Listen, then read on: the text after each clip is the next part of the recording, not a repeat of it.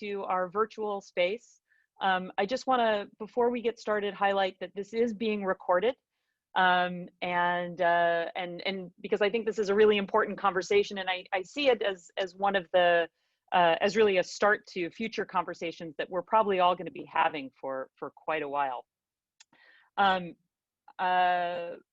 As we get started, I want to let everyone know that you can discuss in the chat simultaneously, and I'll be monitoring that off and on throughout this. I'm Sarah Bay-Cheng from York University. I'm your moderator today, and I'm speaking to you actually from, strangely enough, I am actually today in my office at York University, a university that sits on lands that have that recognizes that many indigenous nations have long-standing histories and relationships with the territories upon which the campus is currently located. The area known as Takaranto has been caretaken by the Anishinaabe Nation, the Haudenosaunee Confederacy, the Wendat, and the Métis. I want to acknowledge the current treaty holders, the Mississaugas of the Credit First Nation. This territory is subject of the Dish with One Spoon Wampum Belt Covenant, an agreement to peaceably share and care for the Great Lakes region. We recognize that in an era of telecommunications, we are not all in the same place. So I invite attendees, as appropriate, to recognize the significant histories and legacies of your own locations in the chat. I also want to acknowledge that the Zoom servers are located on the unceded lands of the Ohlone and require resources extracted from communities throughout the world. So we are in all of these meetings in debt to numerous communities and peoples around the world whose natural resources are fueling this. I make this statement of acknowledgement not only as an act of accountability for the past, but as an enduring commitment to work in the present and towards a better future. The recent events of the global pandemic and international calls for racial justice remind us of the vital work that we do in theater and performance studies, and of the enduring need for connections.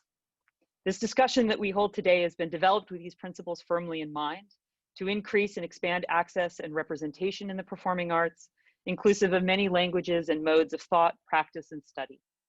I welcome your participation as we think to the future of theater and academia.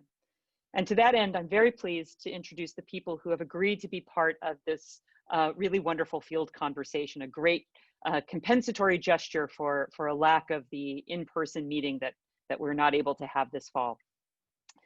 In alphabetical order, our first panelist is Vivian Appler, an assistant professor of theater at the College of Charleston, where she also serves on the executive committee of the Women's and Gender Studies program. She's published scholarship at the intersection of science and performance in global performance studies, theater history studies, and other journals. She's a former fellow of Fulbright and the Huntington Library. That Which We Call a Rose, funded by NASA and the South Carolina Arts Commission, is her current practice-based research project. It interrogates colonial legacies of inequity as enacted through interplanetary exploration using puppetry and mask. Welcome, Vivian. Lynn Deboeck is adjunct assistant professor in the theater department and in gender studies at University of Utah. Her research focus is maternity representation on stage, and she has most recently published Feminist Resistance to the Coded Male Auteur Director in Frontiers, a journal in women's studies. Welcome, Lynn. Kashi Johnson is an equity actress, director, professor, and chairperson in the Department of Theater at Lehigh University, where she teaches performance, directs, and is an affiliate faculty in the Africana Studies program. Nationally, she is an artistic associate of the Black Acting Methods Studio. Professor Johnson is a leading expert in hip-hop theater pedagogy, which she originated and has taught at Lehigh and around the country for 13 years. She has garnered critical acclaim for her pioneering, culturally responsive teaching, which empowers students to speak truth to power through the study and practice of proven hip-hop theater performance techniques. She's given recorded talks on her pedagogy and critically acclaimed hip-hop theater course, Act Like You Know, for TEDx. The PBS series Black Academics TV is a contributing author to the best-selling book Black Acting Methods, Critical Approaches, and the Rutledge Companion to African American Theater and Performance. Daphne Lai is professor of doctoral studies at UC Irvine, internationally recognized for her scholarship on Chinese opera, Asian American theater, intercultural, diasporic, and transnational and trans-Pacific performance. where intellectual interest is the contact zone, where conflicts occur and solutions are sought, where hybridity is nurtured and resisted, where borders are crossed and borderlands formed, where identity is challenged and performed. Her research focuses on intercultural exchanges across the Pacific, especially interactions between Asians and Asian Americans, and negotiations between Asian and non-Asian cultures. Welcome. And Karl O'Brien Williams is lecturer in the theater program and co-coordinator, deputy chairperson in speech, communications, and theater at the Borough of Manhattan Community College. Professor Williams is a Jamaican-born actor, playwright, producer, and educator. His acting career has taken him from stages in the Caribbean to those in New York, Toronto, and the United Kingdom. In 2019, he was co-writer on the short film Winston, which received the following film festival selections: the Hip Hop Film Festival, Bronze Lens, Circle City Film Festival, Queen City Film Festival, the Pan-African Film Festival, and the African American Film Festival. The screenplay was adapted from Williams' monologue, The Kept Man. Thank you and welcome to all of our panelists.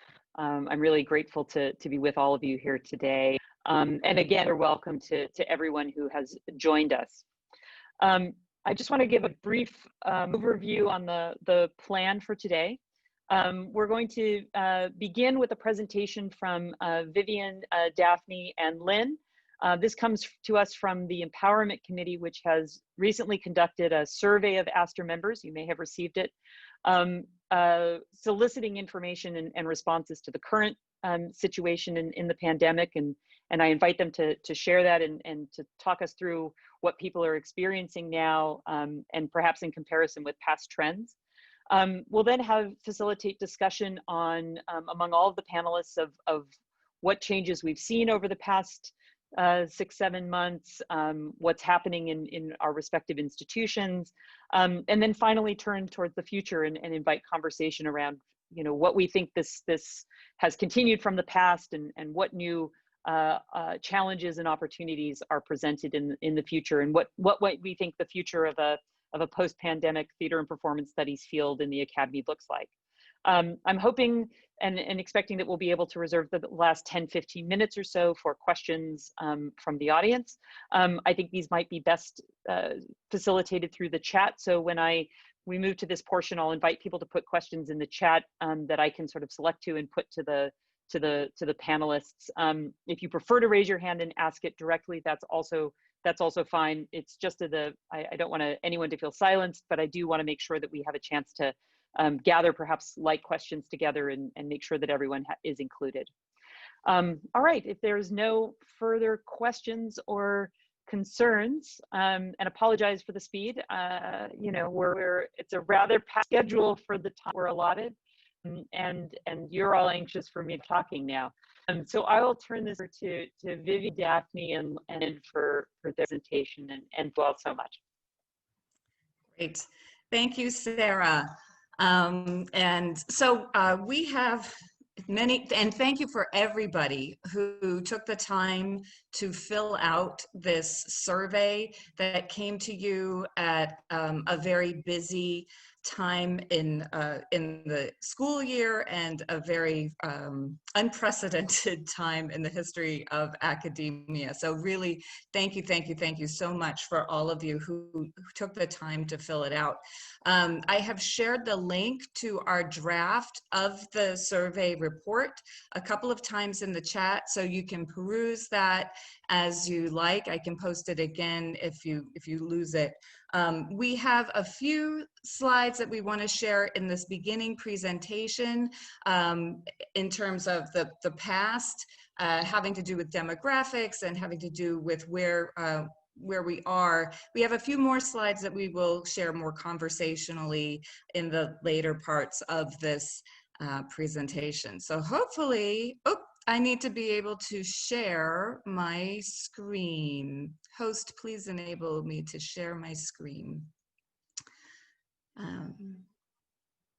Let's see.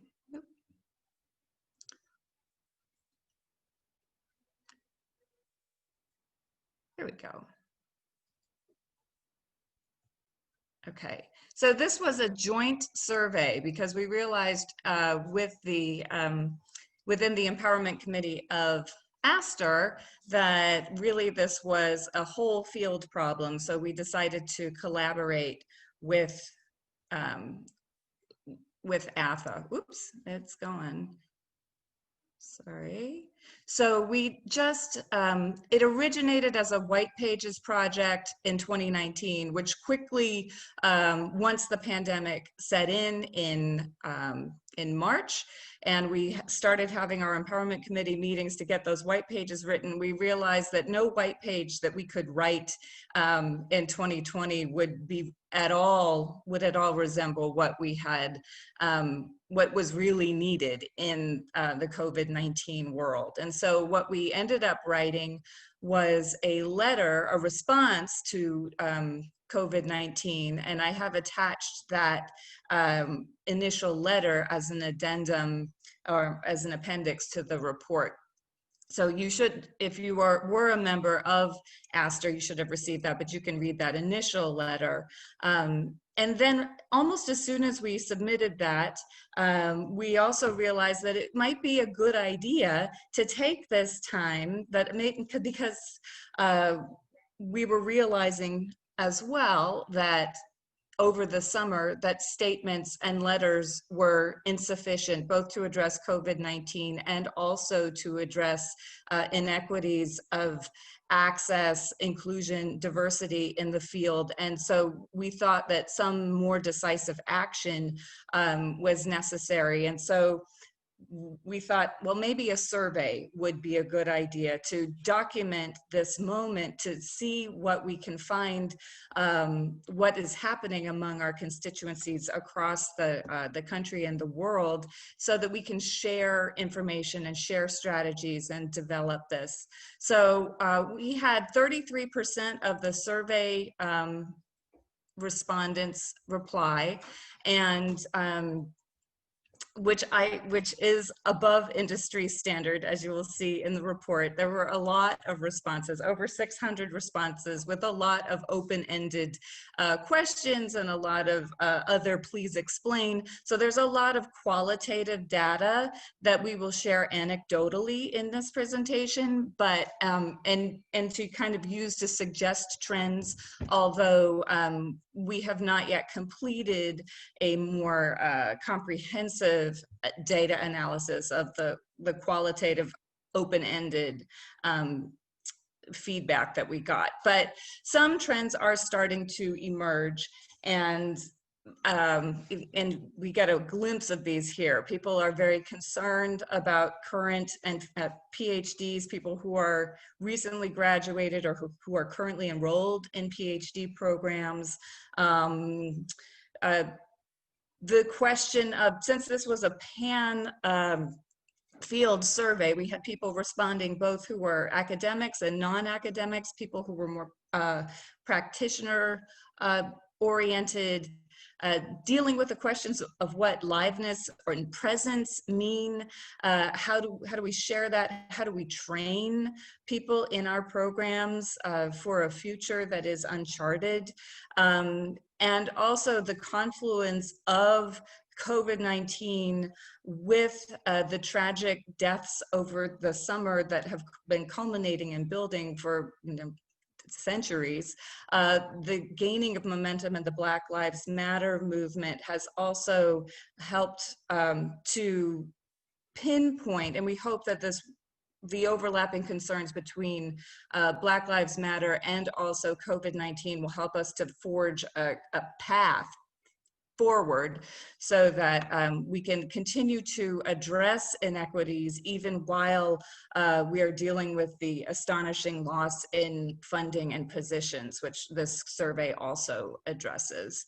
So I have made a word cloud. This is not, there's no data embedded in this word cloud, but this is just to get an idea of one of the we had two major open-ended questions at the end of the survey. And one was about what aspects of TAPS theater and performance studies are emerging as important given the current COVID-19 circumstances. And so we can see that there's a lot of attention that we need to pay to technology. A lot of people are learning technology.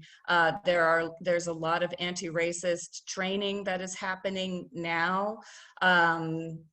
Of course, everyone is stressed, and we'll talk about that in the future. So this was just to give you a quick visual of what was really 630 odd long responses. And I have some of those quotes to share with you. So how can education support the field when universities are threatened financially? And what is social connection and shared narrative emerged as something that is important that theater brings both to the academy and to the community.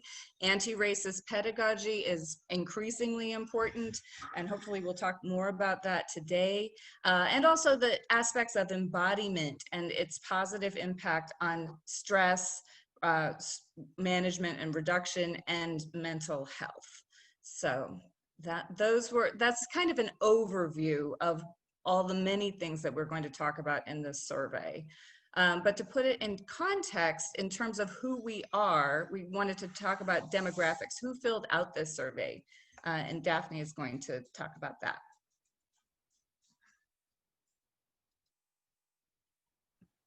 Daphne? Yeah.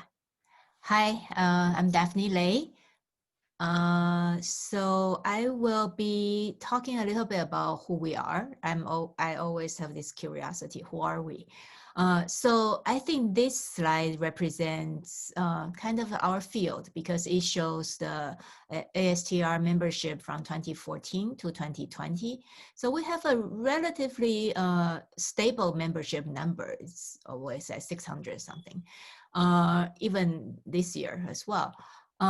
So I think a couple of things to think about is we have about 30% or over 30% of graduate students.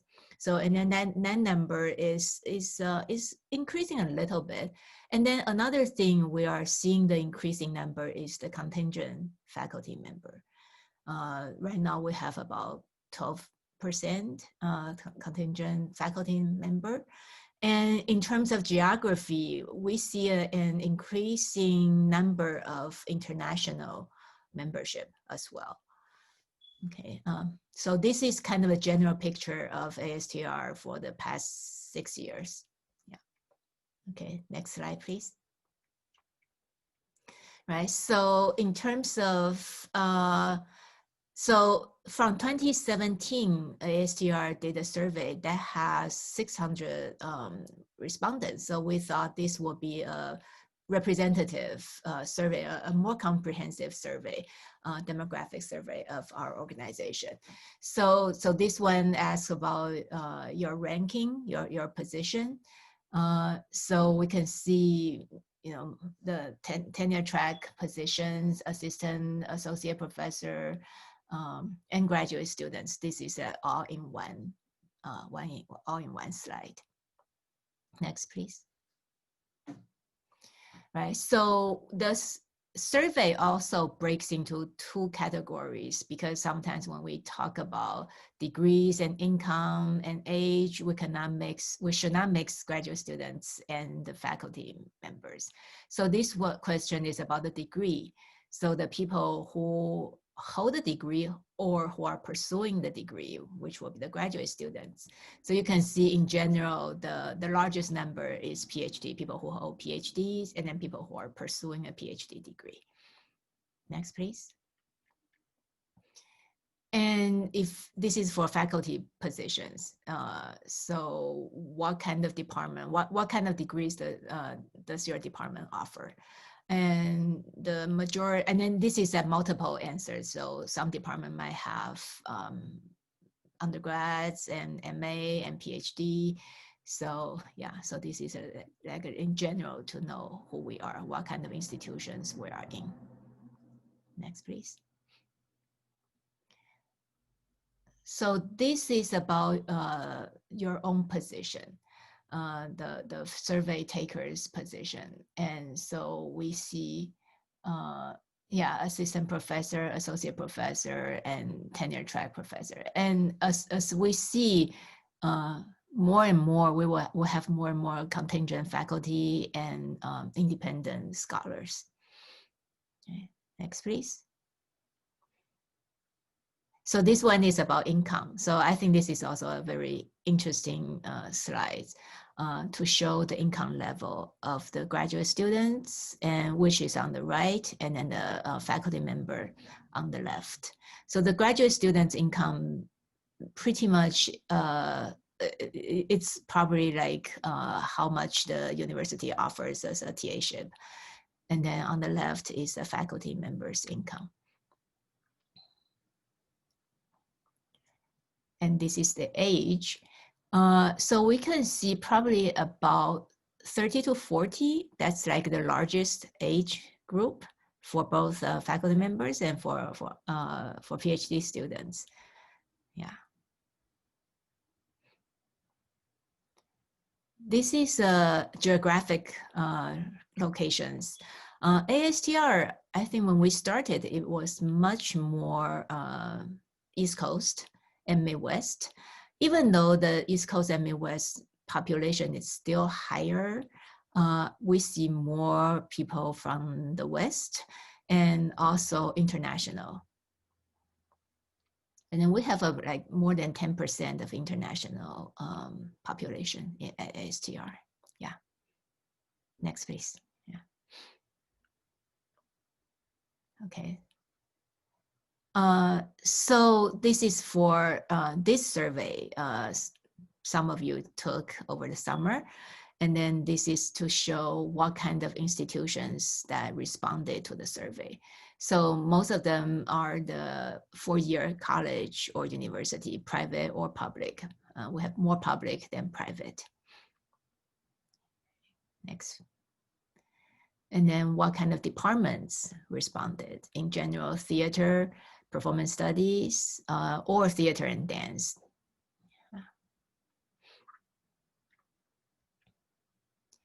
So the degrees offered by the department, again, this is similar to the one we saw in 2017. So many universities offer multiple degrees, but most of them offered BA, yeah.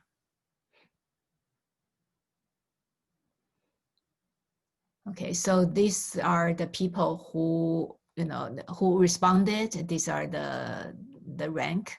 They hold their tenure professors or their tenure track. This is still the biggest portion. And again, contingent faculty, the number is growing. And then we will talk about this later because this will probably be the part that's affected most by the COVID. Yeah, in terms of workload, research and teaching heavy. And then this is something that kind of surprised me. Teaching heavy is the largest number of people who are taking the survey. So it's not just research universities, it's also a lot of positions just, really for teaching. Yeah.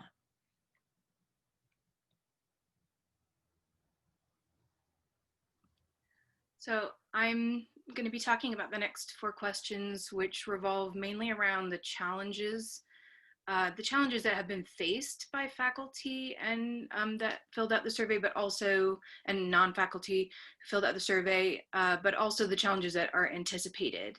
And so this first question, what specific curricular challenges is your department anticipating when your campus reopens? With, of course, the context being that the survey was put out when people were still figuring out what their summers were going to be, let alone their falls. What we see come out is that the inability to, or the access to in-person classes not being safe, and as well as the changes to the production season were the 2 most prominent concerns or challenges that people were thinking ahead about. Followed closely by inability to teach physical performance and technical courses, as well as the difficulty in maintaining social distancing measures in classrooms or other campus spaces, We can go on to the next slide. When asked what specific curricular challenges you and the departments have encountered since the onset of COVID-19, what we found came out was that the transition to virtual classes overwhelmingly overshadowed everything else, as well as the difficulty, again, in offering hands-on performance and technical classes. But what was also very important were the discussions around the uncertainty of the futures of the department, as well as lack of student access to technology, as well as student engagement issues, because people were also already seeing with what they were starting to teach online, having issues with that. We can go to the next one. The next question is, please identify specific faculty, staff, and student challenges you or your department have encountered since the onset of COVID-19. And what we saw come out, canceling productions and the mental health impacts in reverse order. Mental health impacts was the top, and then canceling productions were two of the highest responded. And anecdotally, although we'll get to some more of this later, anecdotally, I saw some overlap between those two, that the canceling of productions contributed to mental health impacts for both faculty and students. So there's some of that might be connected in some ways. But also health concerns and reduced funding were very, very important challenges that people have encountered since the onset. The next slide. And then what changes or challenges do you anticipate for your department's season for this year 2021? And almost overwhelmingly it was that productions were going to be moved to online. And there are some other anecdotal evidence about challenges people were facing with regard to production where they couldn't fully move online, and the adjustments were varying in this realm, but in general it was online production, and that was the biggest challenge. Hand it back to you, Vivian. All right, Sarah, if I have time to talk a little bit about funding before we move on to our next section, is that all right? Well, or I guess before we go to funding, I guess I'd like to bring Kashi and Karl into this conversation a little bit, and get their perspectives on what they're hearing, and how some of these things that have been raised may be manifesting at their respective institutions. So Kashi, do you want to just comment on some of this, and if there are particular elements that you see as most relevant or most pressing from your perspective? Thank you for the invitation to come and be present with everyone here today. Things are rough all over, and I honestly showed up because I needed to be affirmed of the fact that I am not alone. We are not alone, and I really like looking at that last slide, seeing how, excuse me, how the large number of institutions decided to go remote. Back in May, my colleagues and I thought we were being so progressive by really trying to call it early. We were trying to think of the fall in 2021 and thinking we're going to go remote, and it felt like a radical idea to propose and to even have to sell to other members of our department. But now it's just that's what we were all, it seems like a large majority of us were doing, and now I feel less special, but just more a part of what's going on. And I think what I'm expressing very cavalierly is the subtext of the fact that it's important to know that we aren't alone in how we are addressing this challenging time. I have had people write my obituary right to my face, being a theater professor during Corona, thinking that it was all over and done and the department was defunct and about to be, but that's far from the fact. And I've actually used it to my advantage to just educate people more fully about how the field is trying to use this time to explore.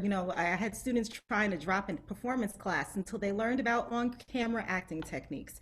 So I think that there are, I'm looking for the roses still. It's gonna get tough some days, but you all look like a bed of roses to me. Karl? I definitely concur. Thank you for including me as part of this. At the community college level, we are definitely facing enrollment issues. CUNY just dropped the bomb recently that is going to have repercussions in terms of not honoring raises. So that is, I anticipate staff morale to plummet a little further than it is. And it is the pivoting game. You know, we transitioned in March, and I think what I'm experiencing from my faculty, especially contingent faculty, is this worry about classes not filling and about enrollment, which will affect their money and their health insurance and everything else. And then we're hearing from the CUNY administration as well, there might be freezing in terms of like promotions. So there's a lot going on. And then still we have our students to look about. We have classes to do. We only have 4 theater classes that are considered hybrid with limited access on campus. So I appreciate a lot of what the information that this slide is saying, because all I'm doing is nodding my head and going, yep, this is affecting. We are meeting the chairs of the CUNY theater departments, and that's including the 2-year and 4-year colleges, have a meeting that turns into more commiserating and sharing best practices and trying to figure out what's going on in each of our campuses, whether it be 4-year and 2-year. We've been trying to share with each other our colleagues and adjunct faculty who might be in threat of losing work to see if, oh, could your campus hire them?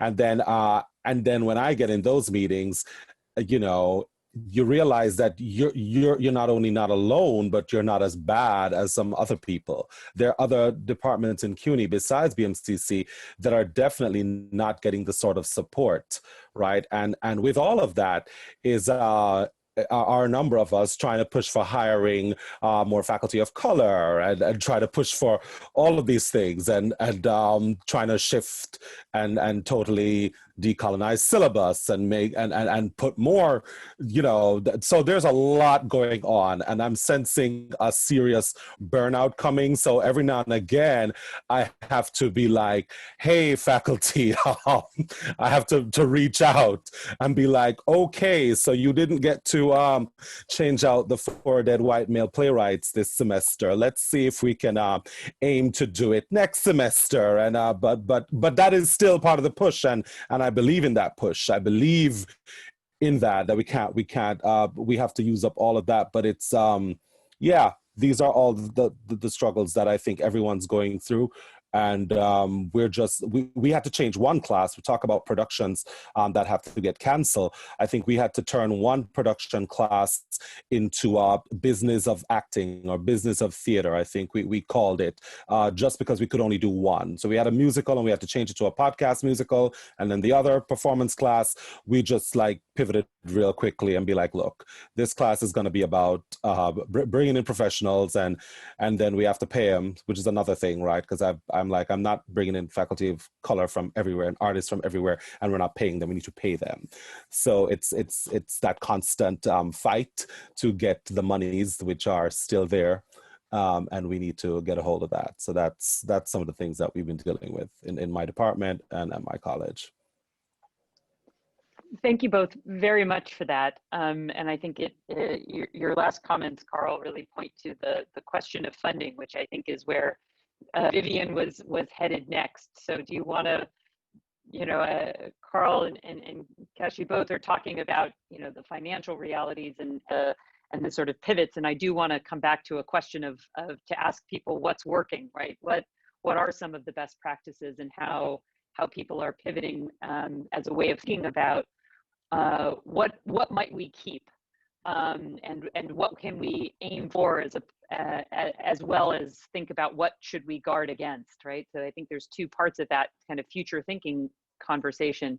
But of course, as we know, the pivot to online can actually cost more than for many of us than the traditional modes of delivery, and that for many departments and campuses, costs have increased. Well, enrollments have decreased, and in fact, there have been also calls for reduction in tuition because students don't feel like they have access to the same resources. that they had previously. And so, so if we all had unlimited money, we could probably solve a lot of these problems much more easily. But of course, we're dealing with these related conflicts, and I totally take Karl's point about long delayed needs for revising and reviewing curricula, and how to diversify and decolonize that, and to bring up those conversations in what is already a taxing moment. So again, Vivian, do you want to give us a little more of a kind of data perspective on the funding situation? Yes, absolutely. And please bear with me as I'm going to read some of this funding stuff, because there's a lot of numbers. So yes, when people were asked if their department had already experienced funding cuts, there was an overwhelming yes. And so 60% of our respondents reported that their department had already faced funding cuts.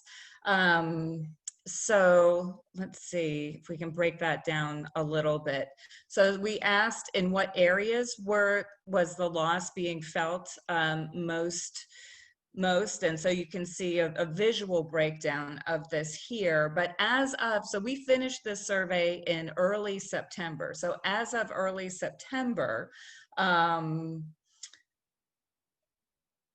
two areas in which the most respondents reported funding losses were travel and research funding at about 60% and production budgets at about 48%. Respondents noted that many funding cuts were directly related to personnel, either contingent faculty at 34.62%, overall salaries at 22%, or production staff at 20%.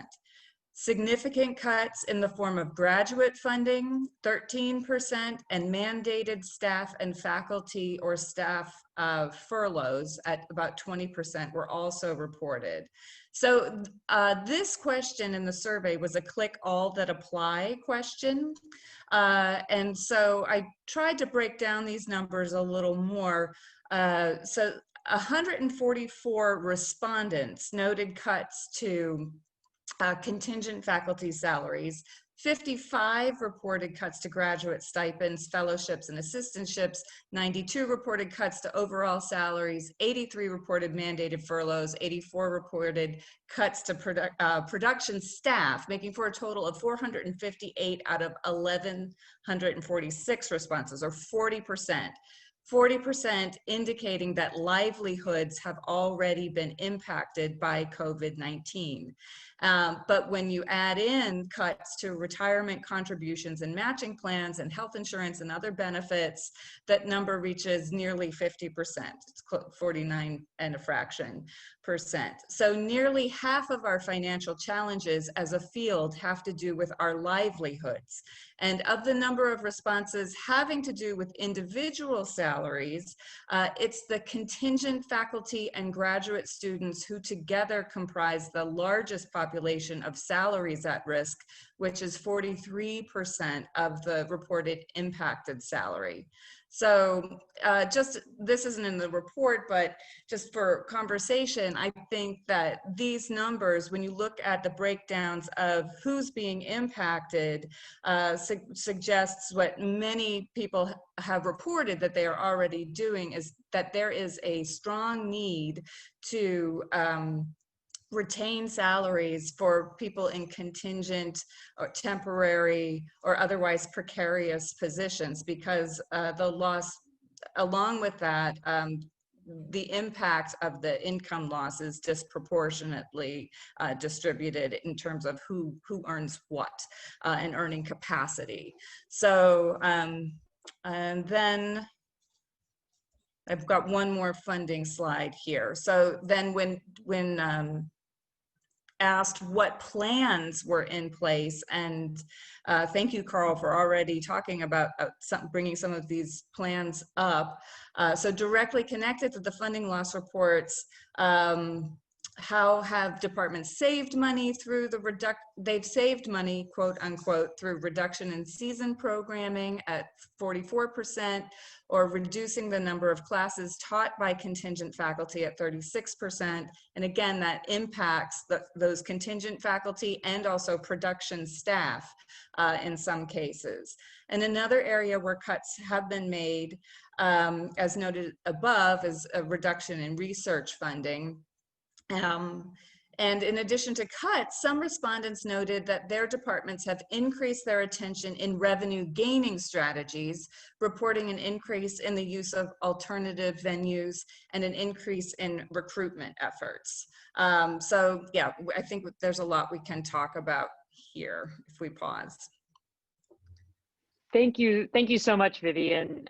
And I guess what I'd like to do at this point is perhaps open it up to the group. The data are sober for sure, and the impact I think anyone has experienced to varying degrees is significant. I want to go back to Kashi for the riz a little, and to direct our attention first to the panelists here, and then to the broader group assembled, to start thinking about, you know, given some of the historical trends that we've seen and the impact that we're experiencing now, what are some things that we might see coming out of this, right? So what are the you know, material, functional, operational changes that might be implemented? What are the changes that we'd like to see, right? I mean, in this kind of moment, a lot of things that we thought were really fixed are suddenly unmoored, and there's a lot of opportunity to reshape. And it's a challenging context because we're working with some very, you know, hard limiters on this. But are there things that we can really invest in and look at? And I'm not just talking money, I'm talking sort of time and attention. And then I'd love to hear from everyone here, at least to start, of what are the most immediate or salient changes that you think are coming, but that also that you would like to see. Like, can we, without necessarily making some predictions, because I think anyone who wants to predict anything, you know, in November of 2020 is a little bit crazy.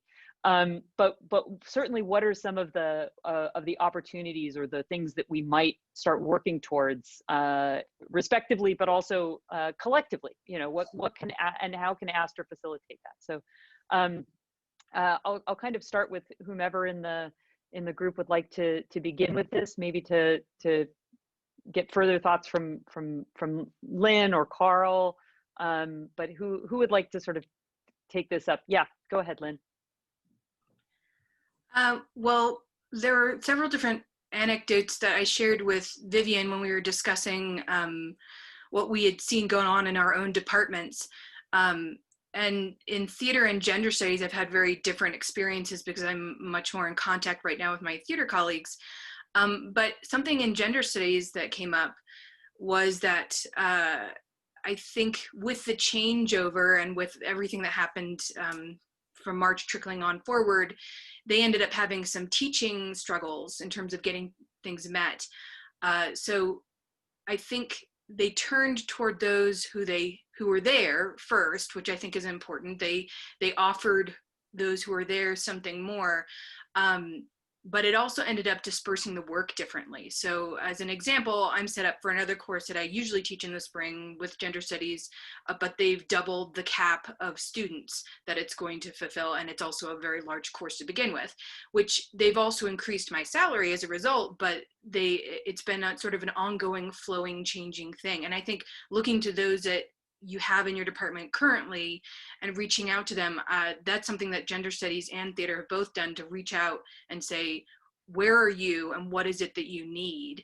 It's a simple thing to do, but it meant a lot, and it has meant a lot for me and my colleagues. So thank you for that, Lynn. Karl, did you want to say something? Because you had sort of started to talk a little bit about things that were changing and how to push on. So I'm wondering if there's something else that you'd like to share there. I think it seemed like something that would have been very natural already and obvious, but I would definitely think more conversations around what we can do with our colleagues. I definitely appreciated conversing more with CUNY faculty who are in theater, the conversations that have been started, even as awkward as they are and as troubling, around the protests, about the reason for the protests, about listening and opening up to more diverse voices, not being afraid to approach other methodologies. Like there is no, like, and with you, Dr. Johnson, I see Dr. Luckett in here as well. I mean, Black acting methods is now at the library. People are talking about it. This was something that when I heard about it in 2016, 2017, because one of my colleagues worked with me, you know, it was like a whisper. And now it is now centering in conversation.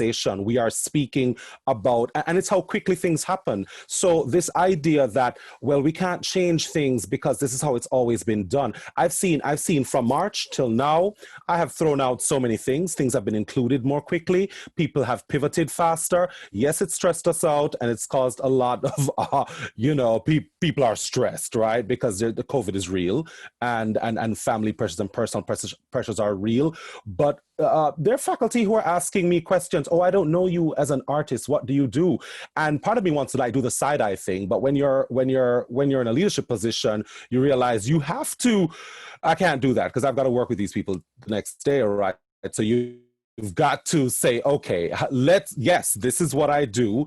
Let's all figure out how we're going to see these students, because I am not a predominantly white institution. I'm an institution where I do have the serious Rainbow Coalition. Every single racial group, religious group is usually represented in one or more of my classes. So I'm very fortunate to have that kind of student population. And it is only now that we're having a playwright who is an alum from the school as part of our season. And you think this is something that should have happened a long time ago, but it's happened. We pivoted, and this is a director, white director in the program, that realized when she spoke to me in the summer, she's like, you know what, I whatever I was planning to do, I don't want to do that anymore. We've got to change. And the fact that didn't come from me, I was like, thank God. Right? It's difficult. She's realized this. She said this. We've reached out, and this is what we're doing. And we had conversations with students, and the whole idea now is hearing from the students about what they would like to see on stage. That's what I want to see more of. That's what I think we can definitely have more and more of, and kind of cut through. The awkwardness is going to be there for a while. It's going to be. It's about race. It's about gender. It's about class. It's about identity. It's not going to go away. But I feel like we just have to keep on having these conversations. So that's definitely what I want to see more of. The money, I don't know the answer to that. It's just, I don't know, more going back to more Afrocentric theater, old time storytelling. Let's get around, let's figure out this technology thing. Other people better able can weigh in on that. I have no idea because I don't control the money.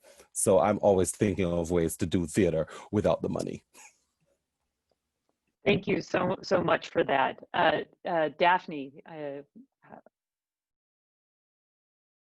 I think I just want to add to that. I think that was a pleasant surprise because you know what the COVID brought to us. Because I'm thinking about a lot of schools have this kind of conservatory model. It is very hard for people of color to get cast, for instance, to be on the main stage, and a production is such a huge undertaking. And so, but with Zoom, maybe because now we just have a different way of looking at production. That's the standard is different. You see really more multiple voices coming up. You know, it could be a small thing. It could be a small production. It could be a small festival of monologues or something like that. But then you see much more.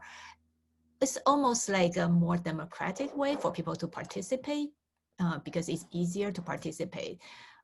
So I'm hoping this trend continues. I don't mean doing Zoom, but I mean allowing multiple voices, break down the wall of the conservatory, of that kind of audition, of that kind of standard, and really allowing people of different voices, different looks to be part of it. Thank you so much for that, and it's been brought to my attention that my audio may be garbled. So my apologies if it's hard to hear me or if I start talking like Max Headroom in a moment. But what you're talking about there, Daphne, in terms of training programs and alternate forms of storytelling, Kashi, I don't know if you want to say a little bit more about how your history and research and pedagogies prior to COVID, I can think of them as actually being very helpful into making this pivot and transition. Just wondering if you have thoughts or experiences or perspectives on that. Sure, yeah, I actually do. It's been the thing that I've been able to use to talk virtually throughout the summer and now the fall. You know, I guess the one question people want to know is how did you make the adjustment, and how has your department or you as a performance instructor, how have you done that? And for me, I was actually, we had just left for spring break. And so we were halfway through the semester, and then the world shut down. And before I had a chance to even process what was happening, I had a student who was far more savvy than I, and she mobilized me and just like grabbed my face. Well, she didn't touch me, but you know, and just was making me realize that we needed to continue on because the show must go on, and this class culminates in a final performance. So that became our reason for being. That became our goal. And little did we know, week by week, how important it would be to try to still continue to do our show and maintain our community.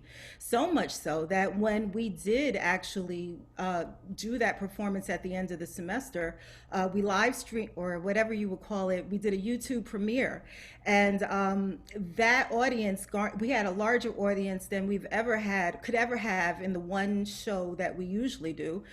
With 300, an audience of 300, we would pack the house. But I think the video is now somewhere like past 2,000 views.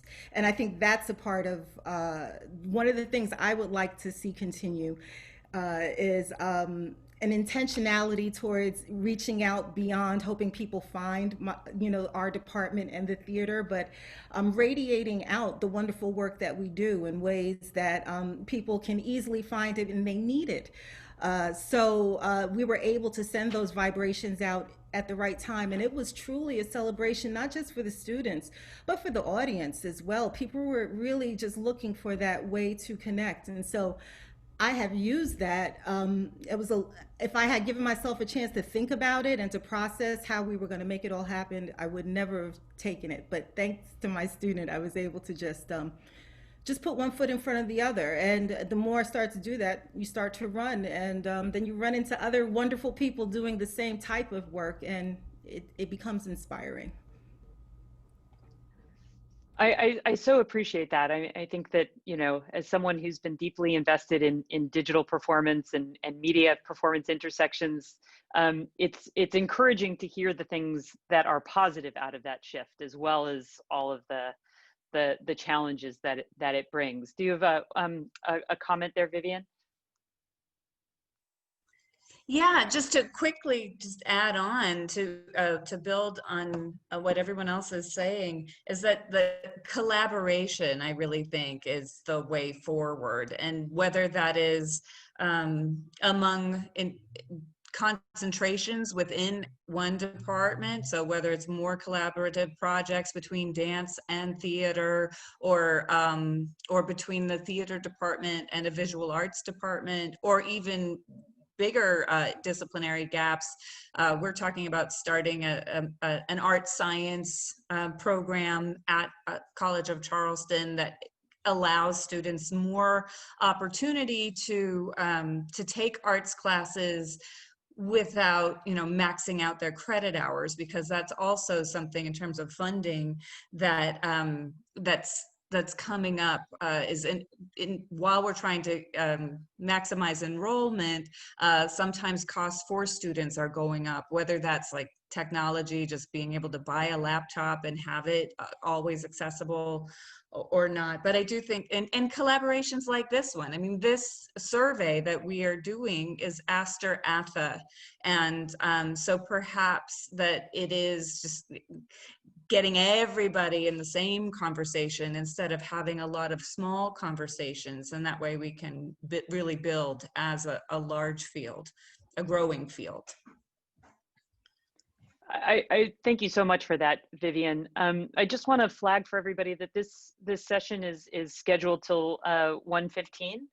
But we also understand that people may have things at the top of the hour. So thanks to those who have come or may need to leave soon.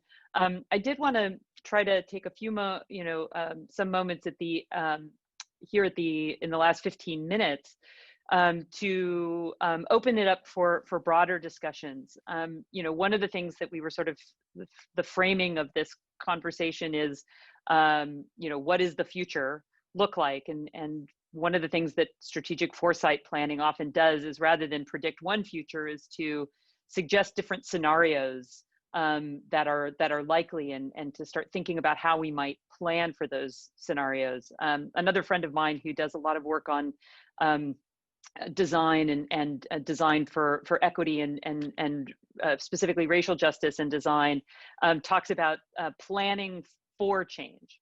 So rather than planning and then having to change plan, it's how do you lay out a program or a platform that has an inherent kind of dynamism within it, so that you're not talking about like what we're going to do in the next 2 to 3 or goodness help us 5-year plan. It's, what is the next 2 months, and how is that 2 months going to set us up for whatever is coming along the 2 months after that? And so I guess I'm really interested to hear questions from people who've been in attendance, as well as thoughts on how you're doing some of your own planning. I know we've got some administrators in the Zoom meeting. I know there are people here who have served as chairs and heads of department, and so I'm heads of programs. I'm very curious to hear this from all the different dimensions. So questions, thoughts, you can use your little blue hands. You can put questions in the chat.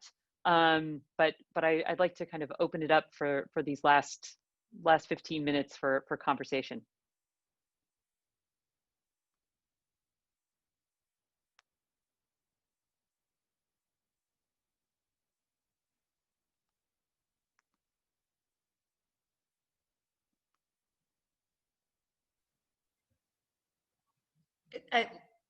While people are typing, I can just share a little bit, because we do,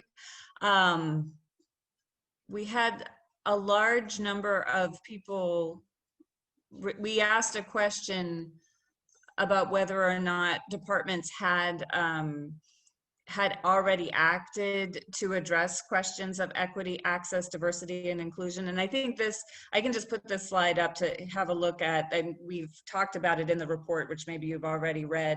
But in terms of your strategies question, I think that a lot of, just through the survey, a lot of faculties are engaging in anti-racist trainings, but there was also a lot of skepticism about how much those trainings would stick in the long term, and that led to an importance on really trying to train not just in anti-racist practices, but to enact anti-racist practices and make them a part of the curriculum. And that related to that also is hiring. And so how can we look at hiring as an anti-racist strategy to grow a sustainable field in theater and performance studies?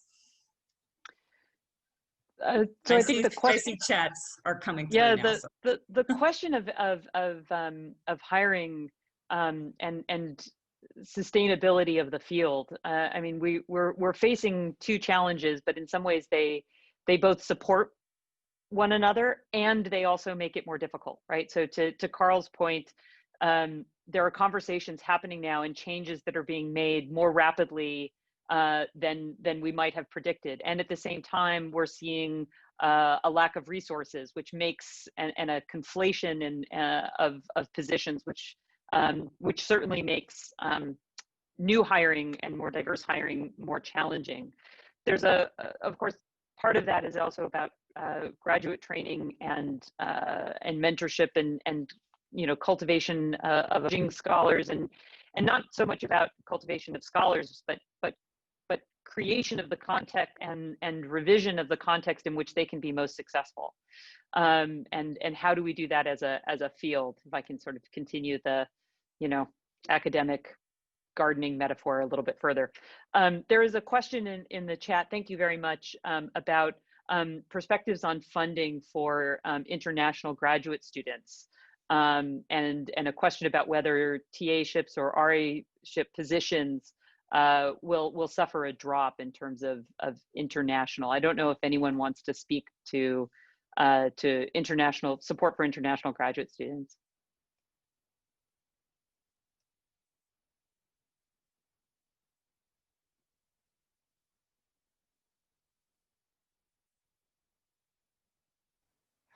I think this probably it's based on the university's policy. I know in my university, no, there's no difference for international students or domestic students. And then people also had a fear for the visa. So if international students go back to their own countries, will they still get F1 visa? Will they still be allowed to come back? So that was a lot of fear there. So yeah, so I'm not really answering the question, but I think it's probably based on the university's policy. In my university, I don't see any change for that.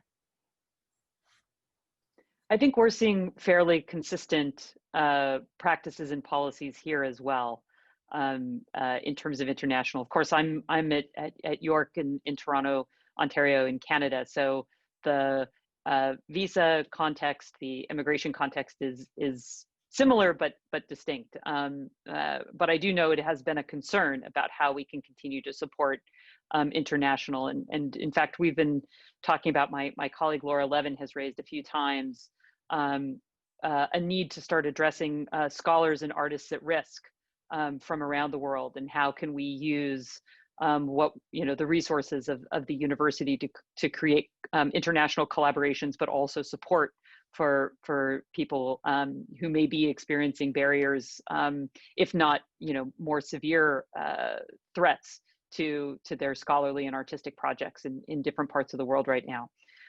We have another question coming in. Thank you, Henry Bile and Jane Barnett. A lot of schools responding to the budget crunch with retirement incentives. Open question to the panel. Any thoughts on how that might impact scholarship and teaching across the field, right? If we see a significant change in demographics or retirements in departments. Any thoughts on how that might shape us? Thanks for the question. Yes, Lynn. I can speak from our department because a colleague of mine did accept one of the retirement incentives. He was, or at least had expressed to me that he intended to retire in the coming few years, but not as soon as he did. I'm unfortunately not entirely certain how much impact it had with regard to how we were able to stay afloat in certain ways as a department, but I think that it does have an impact because at least on the demographics that they're looking for to hire in the future, because he admittedly, at least admitted to me, that a part of his decision was he couldn't continue on teaching in these new forms. He wasn't going to start a new career learning all these new forms because he was on his way out, essentially. And so he made the decision because of that. But I think we're also ushering in people who have these new skill sets as well. That's only one anecdotal perspective. I really appreciate that. Yeah, go ahead, Vivian. So yeah, we talked about this a little bit in the report about just the need to really, and everybody here knows this, when you lose a line due to an early retirement is just to fight like mad to not lose the line. And then how thinking about these broader pictures of sustainability and inclusion and diversity, how can you advocate for a very inclusive hiring process that addresses all of these questions? So I had a quote from one of our members saying that seniority is likely to benefit whiteness, and careful attention must be paid at departmental, program, and institutional levels that access to long-term authoritative career building opportunities continue to be available to an increasingly diverse workforce. So it just, and it is like, you know, you just have to keep saying that. And I know that there are people here who are at various levels in relationship to power. So I think just to keep being squeaky in that. And we had some success in my School of the Arts where I am, where we had one person take an early retirement option, and that person was able to negotiate that instead of losing that line, that line be used to replace operating costs in the School of the Arts. So, so just to know that there are, just to be creative about how you negotiate funding, looking at the whole picture rather than just thinking in terms of lines of faculty. Where are the other losses and how can you juggle them if it's possible to be creative in budgeting in that way? Thank you so much for that. I think this is a really interesting approach to how to transition some of those costs. I just want to draw everyone's attention to the chat and a comment from Marla. But I'd also like to go to Sandra Richards, who has a comment on the cost and also a question about audiences. Can we turn it over to you for your comment?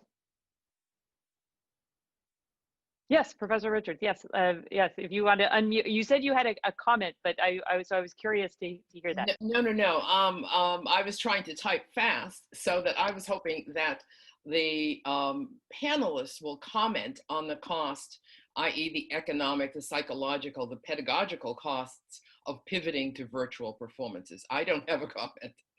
I see. My mistake. All right. Thank you for that. Lovely to hear your voice, regardless. Would someone like to talk about that from your experience and how this is? What are the costs of this technological transition? Kashi. I can, this is my second year as chair, and I was always mentored that the most important, one of the most important jobs of being a chair is bringing your faculty through. And so during this time, I am particularly keyed into my faculty who aren't as productive. It's very strange how COVID has made some of us go into overdrive right from our home in terms of what we're able to do and how we're able to connect. And then there are people who have to find other ways to express their art or to just wait for us to get back to what we used to do, which we will never do. So there is that juxtaposition, and I see, you know, it takes effect in mental health and wellness, which is a trickle down into the coursework for some. And so I've been trying to be mindful of that because it's very easy to just say we're all going through it. But I'm particularly keen to the fact that, you know, we are my department, a bunch of practitioners who are not practicing. And so they're not practicing right now, and that is leaving a space where I am trying to make sure that they are finding other opportunities because we don't know how long we'll be here. So I'm trying to be supportive in that way and just stay open to how people are working. Other comments on that? Yeah, Karl. Yeah, I'll just quickly say, first of all, I agree with everything. I will just, that was just said. I'm going to talk a little bit about the economics point because CUNY Central is who or what control controls our funding, and I have never been so ignored in terms of putting out purchasing requests before. So I know something's up. So that has kind of forced us to make use of non-teaching adjuncts and kind of reposition, which we've had about 6. That is not, I'm not going to get away with that next semester. I already know, but what we've had to do is get them to just do different things, to come into the courses, to assist the faculty who are struggling with technology, who seemed a little bit resistant for good reason to training, because we had lots of training cohorts going on for people in Blackboard to do online training, and it was a whole lot over the summer, so people are a little stressed out. So non-teaching adjuncts have kind of been repurposed in terms of their job roles, because it's forced us to just work within, right? Because if no money is coming, we're not getting any funds to get people to train us to do these things, or to hire people to come in and help us to create online content. Then we've had to kind of, OBS, the free OBS system has been a blessing for us who want to kind of turn some of our productions and do what Kashi has said, stream live. The students have helped with that. How long can that continue? I am not sure, but this is kind of the hand that we've been dealt with, and therefore it's about centering the faculty and their wellness. The idea, I think I want to comment it on something else, but I'm not. But yeah, the pedagogy. Oh boy, that has taken. I think it's up and down. It really depends. So it's about checking in with faculty more, the ones who that have been struggling. And we do the shared Google Docs, everyone's kind of pitching in. So the people, I think, who are more adept at the technology, who know how to turn a hand and do this, because some people have been doing this in their artistry over the summer, they've been doing online shows, all these things, they're jumping in to help. So I'm already anticipating the burnout from them. But that's what's been happening with us. We've just kind of been each one hand washing the other, kind of been pivoting, kind of been helping and going through. And I think we're really all looking forward to a break. I completely echo the break, and of course the Kashi's comment about that we have people who are not doing what it is that they do. And I think we have to remember also that to your point, Karl, that I was talking with a colleague who said it's like twice as hard for half the reward teaching online. Like, we really derive a lot of satisfaction and energy and restoration from being in community, in physical proximity with each other, with our students, and of doing this work in physical spaces that are special, that are not our living rooms or our bedrooms, that are places that are endowed with really rich histories and collective memory. And so I think this is really quite significant. There are a few really wonderful kind of closing comments that I'd like to draw attention to in the chat from Megan Lewis and from Lynn and Wendy Aarons in response, and to thank you very much for those. We are about 2 minutes over time. But again, I think that this is a really a great first moment in this part of an ongoing dialogue, and hopefully continued community conversations. I think there are, to Megan's point in the chat, I think there are some really important questions that we have to ask of ourselves, of how we commit, and again, as we plan for the future, starting to think about how we might move towards being proactive and revisionary, as opposed to simply reactive and compensatory. What we did in the spring, and for many of us, what we've done over the summer and this fall, has not been planned, right? It's been emergency teaching. It's been emergency measures, and it will probably continue to be so for many of us going forward, whether you're pivoting to on campus with social restrictions, or you're navigating hybrid, or you've moved everything to online spaces for you and your students. But I think there's a real opportunity to sort of think out the scenarios that we want. And I'm hopeful that I want to thank Marla Carlson and Jimmy Noriega and everyone for the conference planning who's kind of put energy into organizing these field conversations, and to think about, while we are still in this kind of distributed model, how can we continue this conversation through ATHA, through ASTR, and our other organizations. So on that note, I'll just say thank you again to all of the panelists who were here and participating, and I really appreciate your time and energy, and to everyone who took time out of your busy Zoom lives to drop in here and be virtual and participate and listen to the conversation and exchange. And I'll look forward to hearing and planning and visioning and foresighting and all that kind of good stuff to come. So thank again to everyone, and have a great rest of your day, and good luck out there.